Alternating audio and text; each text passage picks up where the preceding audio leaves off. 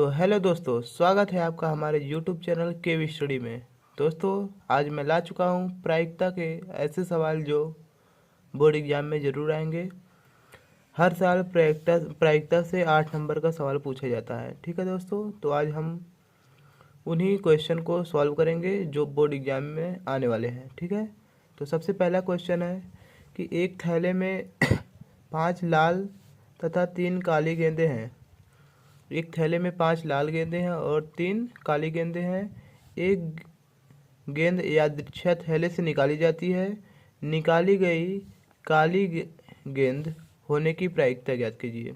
तो सबसे पहले हम लोग इसको सॉल्व करेंगे। पहले हम एक थैले में पूरा गेंद कितना है उसको हम लोग पहले लिखेंगे। एक थैले में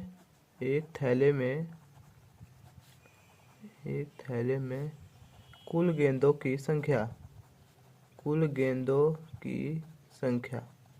एक थैले में कुल गेंदों की संख्या कैसे निकालेंगे। 5 रेड हैं, 5 लाल गेंद हैं और 3 काली गेंद हैं। कुल गेंदों की संख्या कितनी हो गई? 8। अब काली गेंदों की संख्या कितनी है? काली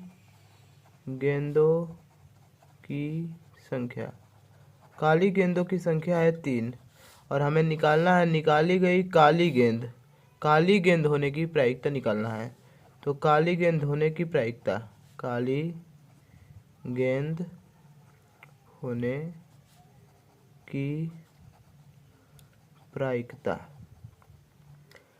गेंद होने की प्रायिकता क्या होगी? कुल गेंद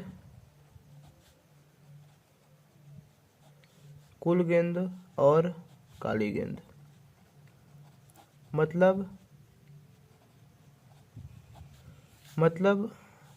कुल गेंद 8 है और इस 8 में से कितनी काली गेंद है? 3। यही आपका आंसर होगा। आशा करता हूँ ये क्वेश्चन आ गया होगा। चलिए बढ़ते हैं नेक्स्ट क्वेश्चन की तरफ। तो चलिए दोस्तों, क्वेश्चन नंबर 2 देखते हैं। लिखा है probability of A upon B ज्ञात करना है हमें, जबकि प्रोबेबिलिटी ऑफ बी 0.5 दिया है और प्रोबेबिलिटी ऑफ ए इंटरसेक्शन भी दिया है 0.32। तो हम probability of A upon B निकालने के लिए सबसे पहले जो गिवन मतलब दिया है सबसे पहले क्या दिया है? प्रोबेबिलिटी ऑफ बी दिया है is equal to 0.5। Probability of A intersection B दिया है 0.32। हमें निकालना क्या है? Probability of A upon B. इसका फॉर्मूला होता है probability of A intersection B upon probability of B. ये फॉर्मूला होता है। Probability of A intersection B की वैल्यू दिया है 0.32। प्रोबेबिलिटी ऑफ बी की वैल्यू दिया है 0.5। ठीक है, तो इसी प्रकार से हम इसको सॉल्व करेंगे। पॉइंट 2 डिजिट बाद लगा है, मतलब ऊपर और नीचे 100 से मल्टीप्लाई करेंगे। ये हो जाएगा 32 और ये हो जाएगा 50। कैंसिल करिए 2 से।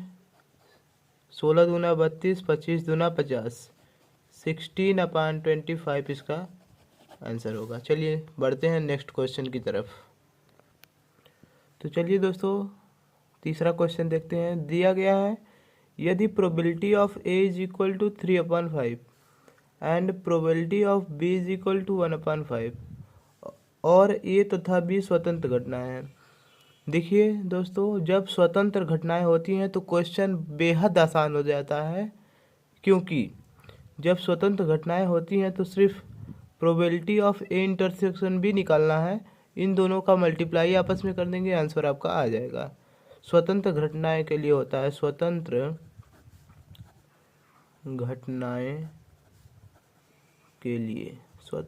घटनाओं के लिए क्या होता है? दिया गया हमें प्रोबेबिलिटी ऑफ ए की वैल्यू है 3/5, प्रोबेबिलिटी ऑफ बी की वैल्यू है 1/5। हमें निकालना क्या है? Probability of A intersection B. इसका फॉर्मूला होता है probability of A multiply probability of B. जब घटनाएं क्या हों, स्वतंत्र हों।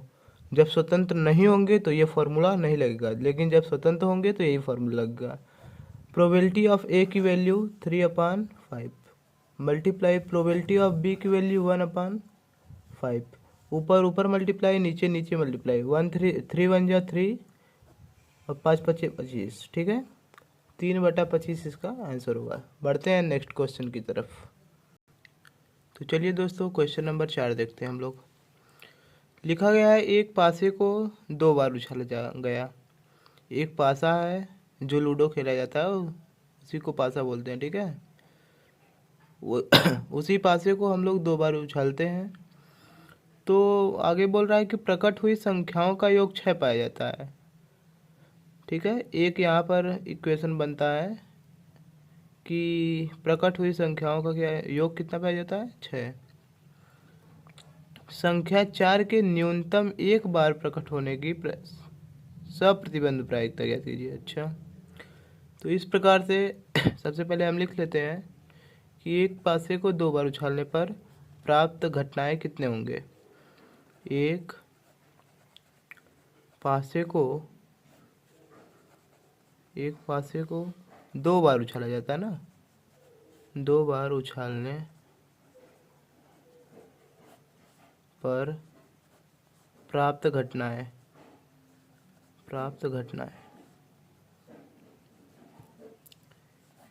तो क्या होंगी प्राप्त घटनाएं। कुल टोटल घटनाएं कितनी होंगी, 36 होंगी। अब वो घटनाएं अगर हम लिख ले लेंगे तो बहुत ज़्यादा समय हो सकता है। वो घटनाएं होंगी जैसे 1 1 1 1 2 1,3 1,4 1,5 1,6 1,7 7 नहीं होगा, 6 ही होगा। फिर उसके बाद 1,2 2,1 ऐसे ऐसे ऐसे करके टोटल 36 घटनाएं होंगी। ठीक है, तो इसमें हम पहली घटनाएं बोल रहे हैं कि प्रकट हुई संख्याओं का योग 6 पाया जाता है। ठीक है, तो घटना ये है कि संख्याओं का योग कितना पाया जाता है, संख्याओं का योग 6 आने की घटना, ये ई है, संख्याओं का योग 6 आने की घटना।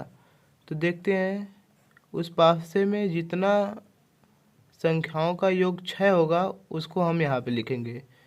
तो 1,5 को अगर हम ऐड करेंगे तो 6 आएगा, 2,4 को ऐड करेंगे 6 आएगा, 3,3 को ऐड करेंगे 6 आएगा, ऐसे ही 4,2 को, 5,1 को। 2 पासे को 2 बार अगर हम उछालेंगे तो एक पासे को 2 बार अगर उछालेंगे तो 6 आने की घटना 1 2 3 4 5 5 घटना हो सकती है, इससे अधिक नहीं होंगी। Number of E is equal to 5 1 2 3 4 5। ठीक है, इसी प्रकार से दूसरा घटना दिया गया है कि संख्या 4 के न्यूनतम एक बार प्रकट होने की घटना। ठीक है, तो संख्या 4 के यहाँ आप लिखते हैं घटना, या फिर से हम मानते हैं कि संख्या 4 के न्यूनतम एक बार प्रकट होने की घटना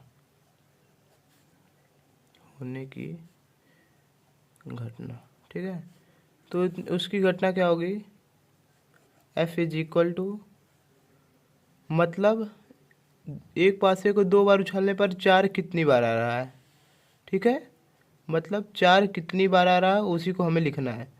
1,4 4 आ गया, 2,4 इसमें भी 4 आया है, 3,4 इसमें भी 4 आया है, 4,4 इसमें भी 4 आया है, 5,4 इसमें भी 4 आया है, 6,4 इसमें भी 4 आएगा, और भी है इसमें 4,1 है, ऐसे ही 4,2 है, 4,3 है, 4,4 है, अच्छा 4,4 हो गया है, 4,5 है, इसी प्रकार से 4,6 है।